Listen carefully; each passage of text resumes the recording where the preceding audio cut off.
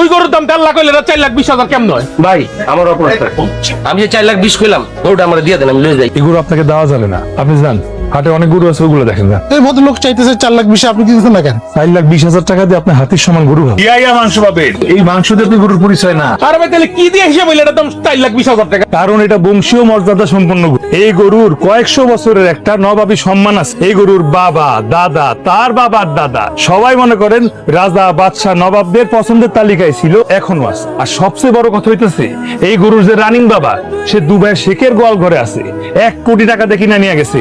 আপনি ইন্টারনেটে সার্চ দিলেই পাইবেন দুবাই শেখ 1 কোটি কাউ। এইগুলো আমি বসায় বসায় খাওয়াম স্যার, তাও যাত্রার কাছে দিব। এই কদিন হাটে যারা আসছে তার মধ্যে একমাত্র আপনারে দেখে মনে হয়েছে আপনি গরু নেওয়ার যোগ্য।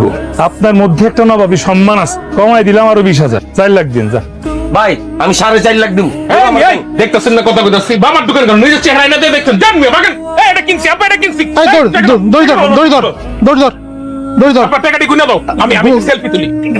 এই ভাই এই দড়ি ধর। আব্বা তুমি সবাই কাল লই দান, আম্মা গরু কিনা দান, ভিডিও পাঠা দিতেছি হোয়াটসঅ্যাপে। এই খুলে লে, খুলে লে খুলে লে। আব্বা গরুটা জিতছি না অবশ্যই। বংশীয় মানে আমগো মতো একটা ব্যাপার আছে।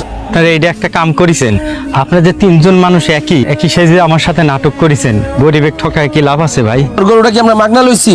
তা লেননি, সারাটা হাট আপনাদের তন্ন তন্ন করে খুঁজিস। আপনারা যে 1,30,000 টাকা বেচেছেন সেটা আমি জেনে গেছি। আমি খুব গরিব মানুষ ভাই, আপনারা ওই লাভের 10,000 টাকা রেখে বাকিটা আমাকে ফেরত আচ্ছা হইছে ভাই, সারো দেখো তোমার কি আমি সিটারি কইরা বাটপারি কইরা ওই গরুটা নিছি তোমার কাছ থেকে?